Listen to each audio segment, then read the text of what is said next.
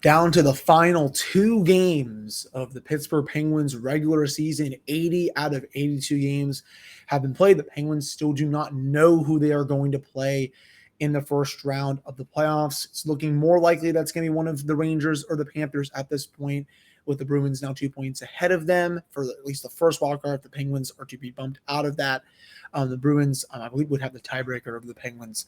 There, we have a full episode to talk about both of the games from this weekend, the win against Detroit and the loss against Philadelphia, coming up right after this drop. You're Locked On Penguins, your daily podcast on the Pittsburgh Penguins, part of the Locked On Podcast Network, your team every day.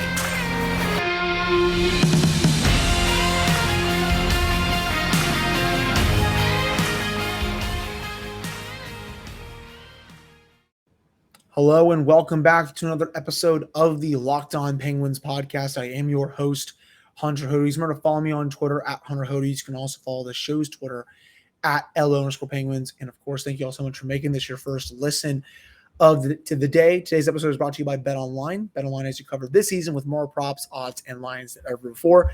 That is BetOnline, where the game starts. I do not have the puppy for this one. He's not whining either. He's actually sleeping. If anyone's watching on YouTube, there he is right there. He's sleeping right under the table. He is just out. He's had a long day playing with his sister, who is in the other room right now. Penguins 7-2 win over the Red Wings. They come into Sunday's game against Philadelphia Flyers and they lay an egg. And I guess we'll start there. Flyers 4, Penguins 1. The pitchforks are all out. How could the Penguins play like this with so much on the line? It's an unacceptable effort, all this stuff. And, I definitely hear, where a lot of you all are coming from. I did not like how the Penguins played in that game. I think at the end of the day, it doesn't really, matter too much. But it still would have been nice to get that win because they would be 3 points up on the Capitals right now and basically would assure themselves almost of third place unless the Penguins would have just fully collapsed in those final 2 games at home. Washington would have to win their last 3 games and then get some help. Though the Penguins, they still control their own destiny. If they win I should clarify here.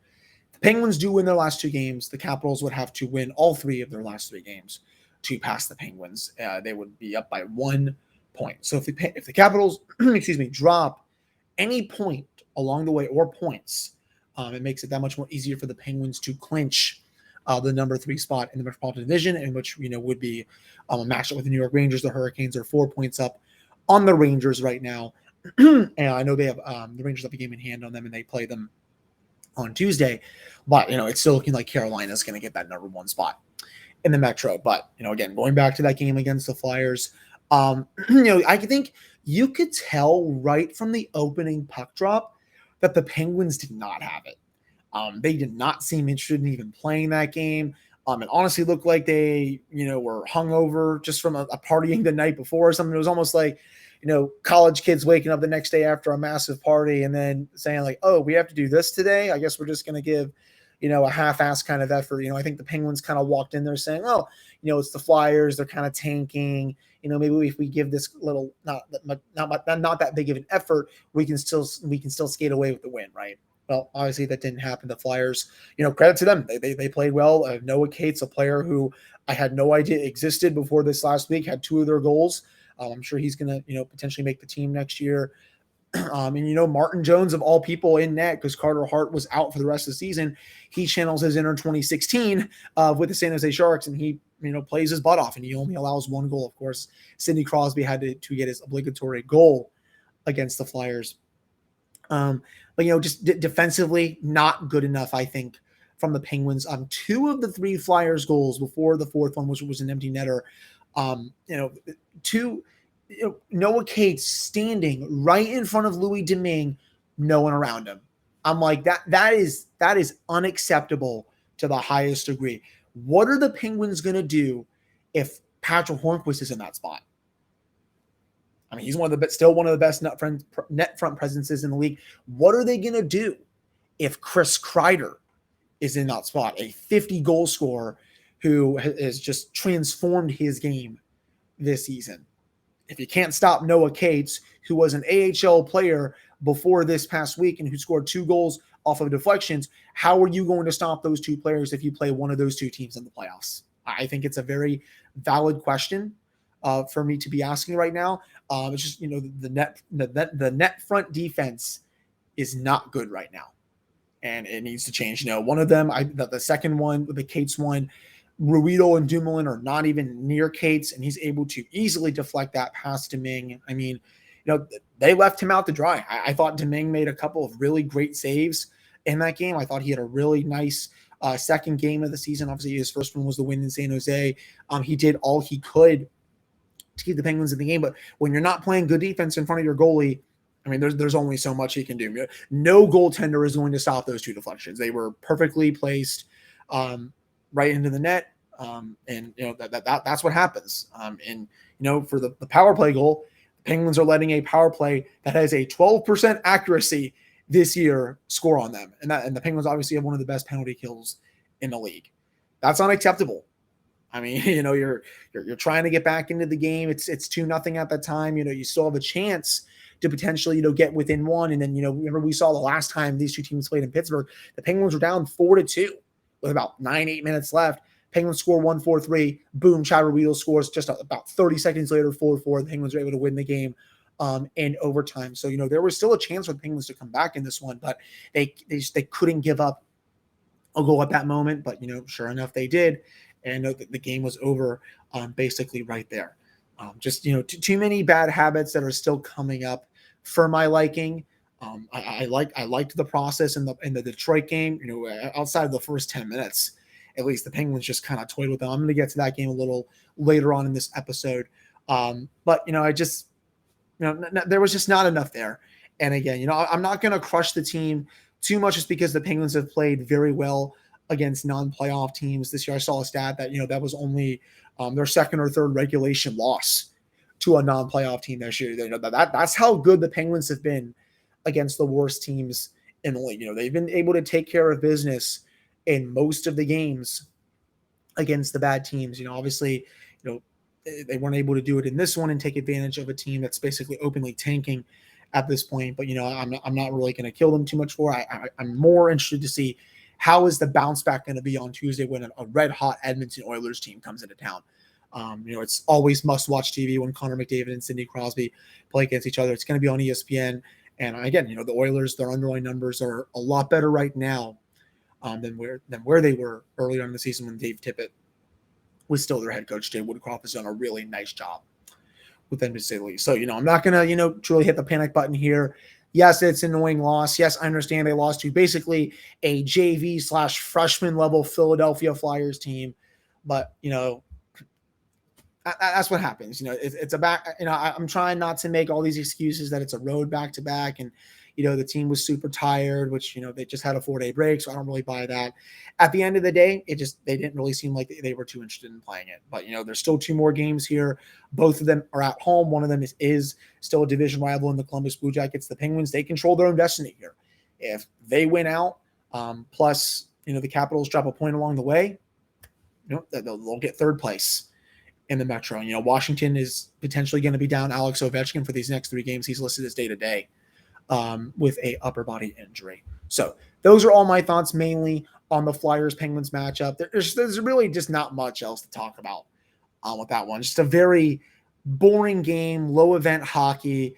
2 teams, again, that really just did not look interested in even playing. Again, credit to the Flyers. They played a better game than the Penguins, and Pittsburgh deserved their loss. I will say that. But coming up in the next segment, we're going to go over the game against Detroit and things I liked about that game. Before we get to that, though, betonline.net is your number one source for all of your betting stats and sports info. You can find all the latest sports developments, league reviews, and news, including this year's basketball playoffs and the start of the Major League Baseball season. BetOnline is your continued source for all of your sports wagering information, from live betting to playoffs, esports, and more. You can head to the website today or use your mobile device to learn more about the trends and action that is BetOnline, where the game starts. All right, we're back here on this episode of the Locked On Penguins podcast. I am your host, Hunter Hodes. Remember to follow me on Twitter at Hunter Hodes. Follow the show's Twitter at LO_Penguins. So, Penguins, they gave the Red Wings another beatdown. They've outscored Detroit 18-4 these last two games. Just total domination again by the Penguins against that team. Thomas Greiss, I love seeing that guy lit up for multiple reasons, a couple of which I'm not going to repeat on the show. If you want to look those up, do so on your free time. I'm not going to turn this podcast into a freaking, political thing or whatever. But the main reason though I do like seeing Thomas Greiss lit up outside of the other stuff, back in 2014-15, after he left the Penguins, he called PPG Paints Arena a library. He said it's not a loud arena, you can't really hear anything. And the Penguins went on to win the Stanley Cup those next 2 years. So I hope he's feeling good about himself for that comment. But again, those first 10 minutes, didn't really like how the Penguins were playing. They looked a bit sloppy. Detroit was getting some chances. After that, though, the Penguins just took it to them. They go up 1-0 and then 2-0. The Red Wings come back to tie with a couple of sloppy plays by the Penguins. And then Pittsburgh scores 5 unanswered goals. Rickard Rakell continues to be absolutely ridiculous. He is tormenting every team he plays at this point. What a fit he has been with Sidney Crosby and Jake Guentzel. I saw this tweet on social media. For those that are on it, someone was asking, is this the best pickup the Penguins have had at the deadline in the Sid Geno era so far? And honestly, outside of Marian Hossa from 2008, I would have to agree.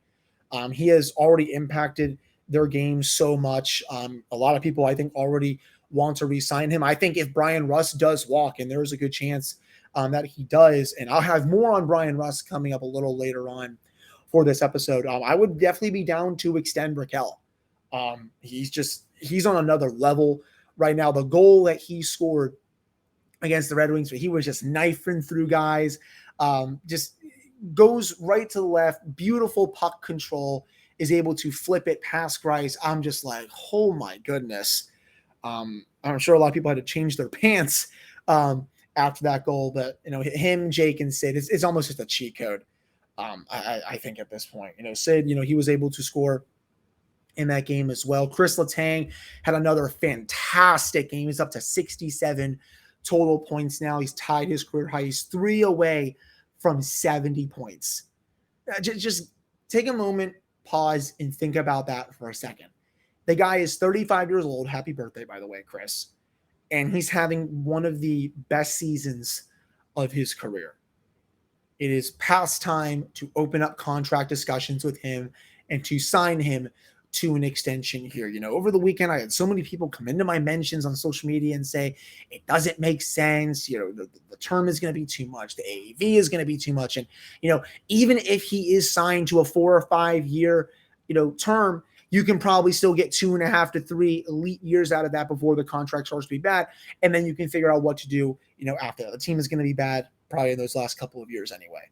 So I am still very much on board with extending Kris Letang. They have no one on this team that can do what he does. Until someone can show me who on this team can eat the minutes that he does, play as well defensively as he does, play as well in the offensive zone as he does, and carry the puck like he can, I don't want to hear it. People are going to shout from the rooftops to sign John Klingberg and all this stuff. I would much rather pay Kris Letang for a few years than sign John Klingberg to that massive contract that he's going to ask for.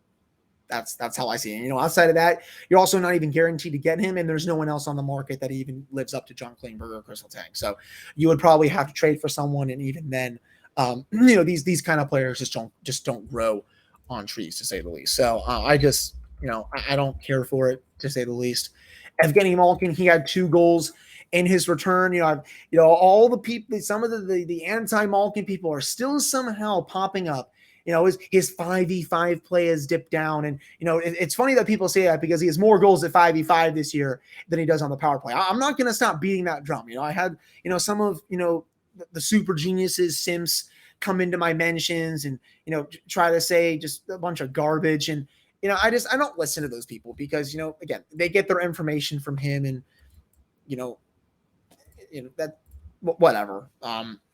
Geno had a great, I should say that was not a great power play goal. The call on Evgeni Malkin's goal, the first one, was probably one of the worst calls I think I've ever seen for as long as I have been watching the sport.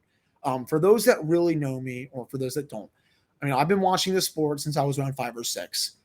I have never seen a goal like that stand when a whistle was obviously blown before the puck went into the net. And my question for everyone is this: how are you going to count that as a goal, but the game against Nashville, game 6, you called the intent to blow whistle and the puck still went in the net? Because that's exactly what this is. How are you going to call it one way, but then you're not going to call it, you're going to call it another? I think the NHL makes up as they go along.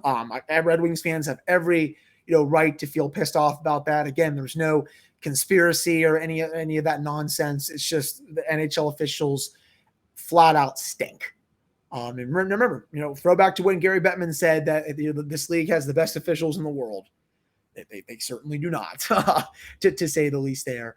And then for Evgeni Malkin's second goal, that was a total FU goal. Just a beautiful slapper from the left side of the ring to get, his 19th of the year. The fact that he's almost at 20 goals and he's played for basically a half a season at this point, I mean, it goes to show how good of a player he still is. I mean, for those that continue to hate on this guy, that is a 42-goal, 84-point pace for what he is on right now. I mean, at the end of the day, if people are really wanting more out of Malkin at this point, when he's still a point-per-game player, even if it's only for a half a season, go touch grass or something. I mean, I'm not going to be someone to sit here and bash one of the all-time greats in franchise history just because, his 5-on-5 play has dipped a little bit as he's now 35 years old. Of course, his play is going to dip a little bit as he gets older. But you know what? This team is still a hell of a lot better with him on the ice compared to when they're not on the ice. He's won a Conn Smythe. He was amazing in the 2016 and 2017 playoffs. He was a point-per-game player on one freaking knee last year against the New York Islanders. He's also tied for the most game-winning goals in franchise history. Just miss me with any of this anti-Geno nonsense. I don't want to hear it. It's just, there's so many people in this fan base that, they're taking him for granted, and they are going to miss him when this team inevitably sucks. That's my little mini Evgeni Malkin rant. I'm tired of seeing it. And I'm tired of these people just not bothering to fact check the super geniuses, things that he puts out, because, it's just none of what he says with that matter is true. He doesn't ruin the structure. They don't play, more disciplined with him not on the ice compared to when he's on the ice. I mean, sure, he takes a penalty every now and then, and sure, he commits maybe a turnover a game, but most of those turnovers don't even result in the puck being in the back of the net. So, I'm not really here for that kind of stuff, at least for me. Chad Weedle, he got his 4th goal of the year against the Red Wings, and, I think it's past time that people start, really looking at how good he's been this year. He has more goals this season than Marcus Pettersson on the blue line, John Marino, and Brian Dumoulin. He also makes basically league minimum money. And for the value that he has brought to this team, both offensively and defensively, you're not going to get much better from a number 6 defenseman. So really loved his game this year. He had a little bit of a rough stretch, I think, for a couple of weeks, about a month ago, but since then, he's been rock solid. He's not in danger of coming out of the lineup, nor should he be in danger of coming out of the lineup. Already touched on Rickard Rakell's goal. Sidney Crosby, of course, getting on the score sheet, another 30-goal season. The fact that he continues to put together these kind of seasons is absolutely ridiculous.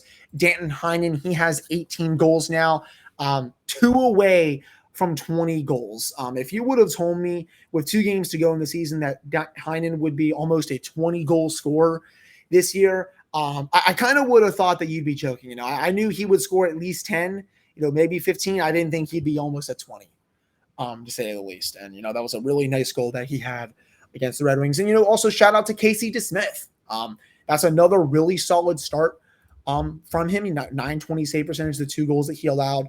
I'm not really going to kill him for, especially the Verona one. That was just a beautiful release from the right side of the ice. But, he made a couple of very timely saves when that game was 2-1, 2-2. Heck, the Red Wings easily could have taken the lead off of that Michael Rasmussen chance when it was 2-2, but the Penguins were able to go back down the other way a couple minutes later, make it 3-2, and then, from then on, it was all Penguins after that. So that was a nice win. The Penguins, again, They toyed with Detroit. I think for the most part lately, this break has been much needed for them. Going into that game against Philadelphia, they had won 4 of their last 6 games. It's still 4 of their last 7. So, things are starting to turn around a little bit, but let's see how they do for these last 2 games at home. The first of which will be against the Edmonton Oilers, which I will be previewing coming up in the next segment. So that nice win against the Red Wings. I know they followed up with a dud, but to see them score 7 against that team again, and I know Detroit's not that good, is still pretty cool, to say the least. Again, coming up in the next segment, I'm going to preview the game against the Edmonton Oilers and why these kind of games. It's must watch hockey. But before I get to that, have you tried the Puffs? If you haven't, you're missing out on one of Built Bar's best tasting bars. Puffs are the first ever protein infused marshmallow. They're fluffy, they're marshmallowy, they're not just a protein bar, they are a treat, and they're covered in 100% real chocolate. All Built Bars are covered in 100% real chocolate, and yes, the Puffs are included with that. They're low calorie and high protein. Replace your candy bars with those as well. Heck, they're also even better than candy bars. A typical candy bar can be anywhere from 200 to 300 calories. Most Built Bars contain 130 calories, 4 grams of sugar, 4 grams of net carbs, and 17 grams of protein. Some of my favorite flavors, again, mint brownie, coconut almond, new for this month, white chocolate cookies and cream. You can go to built.com, use promo code LOCK15, get 15% off your order. That's promo code LOCK15 for 15% off at built.com. All right, welcome back to another episode of the Locked On Penguins podcast. I am your host, Hunter Hodes. Remember to follow me on Twitter at Hunter Hodes. Follow the show's Twitter at LO_Penguins. So, a big game coming up here on Tuesday. The Edmonton Oilers, the resurgent Edmonton Oilers, I should say, are coming to town. And, this is a team that, they've been playing much better. This was a team that looked like they were left for dead under Dave Tippett. They made the coaching change. They were out of the playoff spot. Since then, though, they've gotten rock-solid goaltending. Connor McDavid has done his thing. Leon Draisaitl's done his thing. And they've also gotten some timely depth scoring from some of their other players to push them back into the playoffs. They clinched their playoff berth. It looks like they're going to be playing the Los Angeles Kings in the first round. And, for as much as we like to rag on the Oilers for getting it, I think, wrong in a lot of areas to surround Connor McDavid, they should be the favorite in that series against LA. If they cannot beat the Kings, especially without Drew Doughty, there's something deeper. There are deeper problems there, to say the least. Mike Smith has saved 4 goals above expected this year. That's 24th overall among goaltenders. His save percentage on unblocked shots, 946. His overall save percentage this year, 913, 2.88 goals against average. So, the numbers before that, though, it was below 900, to say the least.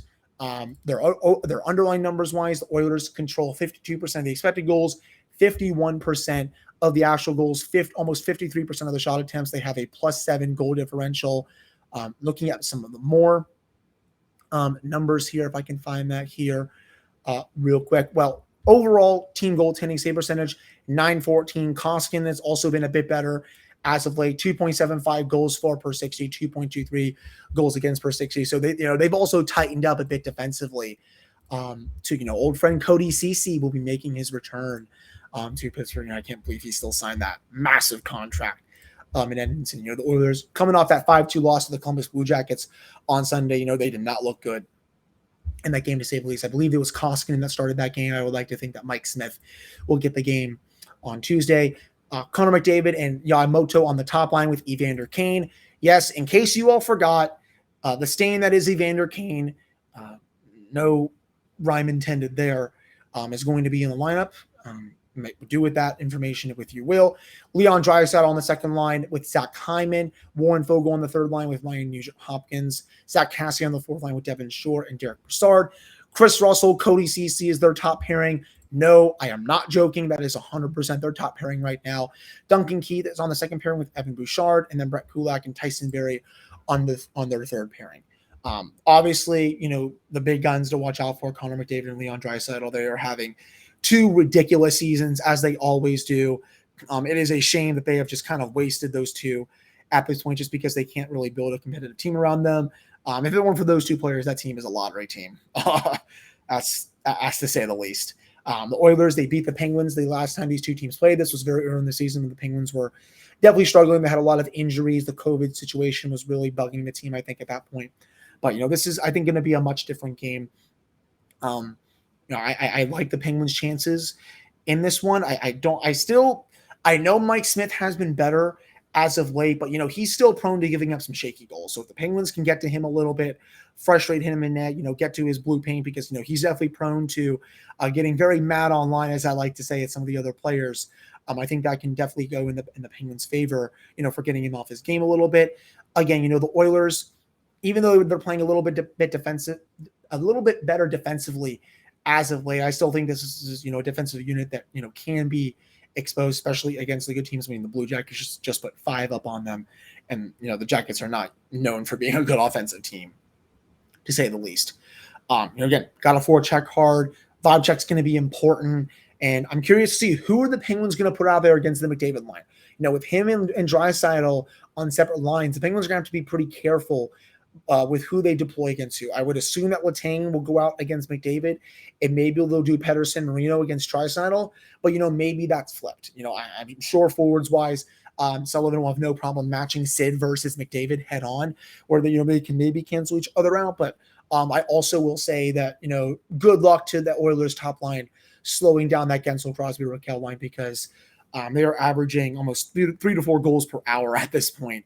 When they're on the ring, the expected goals for percentage is well over 60%. Shot attempts, scoring chances, high danger. It's all up there for that line. So, and then I think the Penguins could potentially rely on the other 3 lines, for their depth, because I do like the Penguins' depth over the Oilers. That's for sure. Again, always seeing Crosby and McDavid go at it is so much fun. These two are only going to go at it so many more times. So if you have an opportunity and you live in Pittsburgh and you listen to this show, I would definitely look to see how the tickets cost. And if you're free that night, go to the game. There's not too many home games left, I don't think, for this team. Overall, playoffs included. I'm not really sure how deep they're going to go in the playoffs. And, especially for a game like this where 2 of the best players in the world go at it.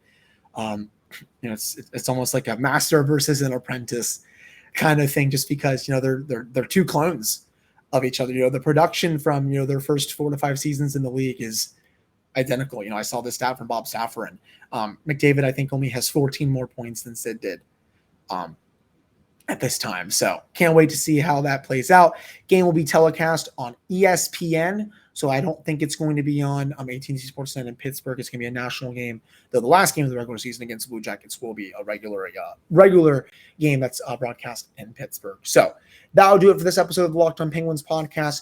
Again, thank you all so much for listening to this episode. I'll have another full game recap coming up for you all on Tuesday, and then we'll have more episodes as the week goes on. Friday, I think I'm going to bring Taylor Haas on from DK Pittsburgh Sports for the first time. We're going to chat all about the season as a whole, playoff matchup if it is known at that point, and so much more. So looking forward to that. Looking forward to another week of bringing you all some great content. Thank you all so much for listening. Again, week away from the Stanley Cup playoffs, everyone. I am absolutely amped. Hopefully the Penguins can, maybe surprise some of us and go on a deep run here. And the Penguins will have a chance to get back in the win column on Tuesday against the Oilers. So we'll see what happens with that game, and I'll talk to you all on Tuesday evening.